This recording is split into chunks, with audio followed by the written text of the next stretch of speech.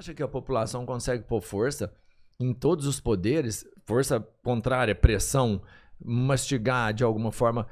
Porque no executivo a gente já viu acontecer diversas vezes, né? No executivo é notório porque até você tem uma cabeça a PL principal. de pauta hoje por conta disso.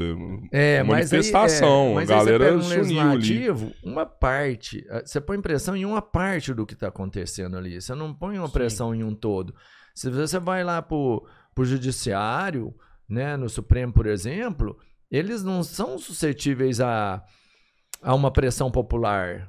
Como eles não são renováveis. Eles não são renováveis. Você entende? Porque, por exemplo, um deputado, quando você vai ali e mostra a votação dele, e ele está fazendo uma cagada, né, contra a população, contra a vontade do povo, a grande maioria do povo, e você mostra isso, eu entendo que ele vai recuar.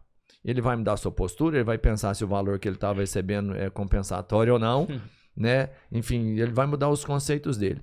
Mas no Supremo eu não vejo como você mudar uma decisão ou pressionar o Supremo. O Supremo, ele não é tão sugestionável quanto os outros poderes. Mas eu acho que o Lula nunca teria sido preso se não tivesse acontecido pressão nas ruas. Por quê? Porque um ministro do Supremo, para chegar lá, ele precisa do presidente da República e precisa do Congresso Nacional. E para ele precisar, e todas as vezes que algum ministro vai se aposentar, isso acontece o tempo todo, o presidente tem a prerrogativa de novo de indicar um novo ministro do Supremo. Exato. O Senado vai votar de novo, vai sabatinar, e os ministros têm sempre o interesse de participar dessa decisão. Eles participam, eles dão sugestões. Se eles se indispõem com os outros poderes, fica difícil a vida na hora de sugestionar alguém para ir para o Supremo Tribunal Federal. O Congresso pode aprovar alguém que vai ser contra os interesses deles. Além disso, o Senado tem prerrogativas constitucionais de questionar o poder do Supremo Tribunal Federal. Ele é a esfera do poder legislativo que tem a prerrogativa de fazer o enfrentamento, né? Os poderes são independentes, mas tem que ser harmônicos também. E o que garante essa independência do Supremo Tribunal Federal em relação aos outros poderes? É algo que o Senado pode fazer. O Senado pode abrir CPI para investigar o Supremo Tribunal Federal, pode abrir processo de impeachment de ministros do Supremo, pode abrir. O Senado faz a sabatina e vota quem vai assumir o cargo no Supremo Tribunal Federal. Então existe um poder por parte do Senado em relação ao Supremo Tribunal Federal. O que torna isso mais difícil hoje em dia? Não impossível, difícil. É que os senadores, em sua maioria, têm rabo preso.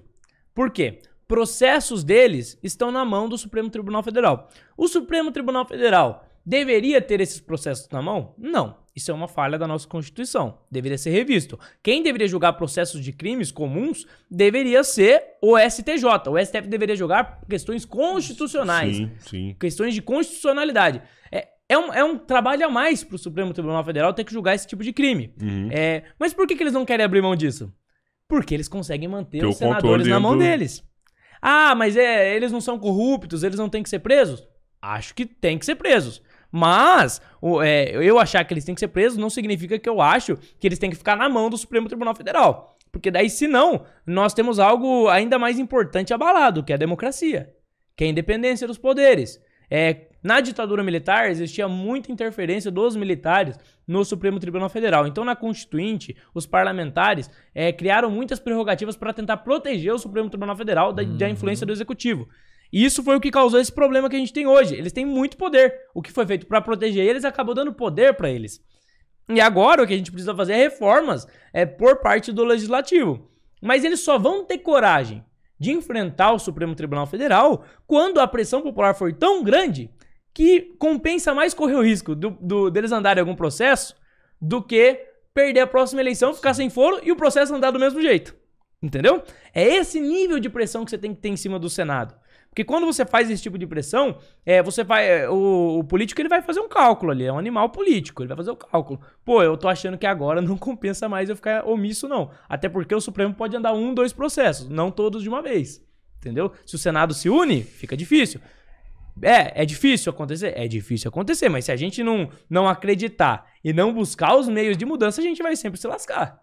Eu, como figura pública e ativista político, eu faço a minha parte de tentar conscientizar as pessoas e de tentar pressionar. Agora, não cabe só a mim. Eu preciso do engajamento das pessoas também e preciso que todo mundo acredite. Então, eu sempre vou mostrar caminhos possíveis. Não significa que vai acontecer, mas significa que existe caminho. E a gente tem que lutar por esse caminho. Se a gente desistir, vai entregar na mão deles, entendeu?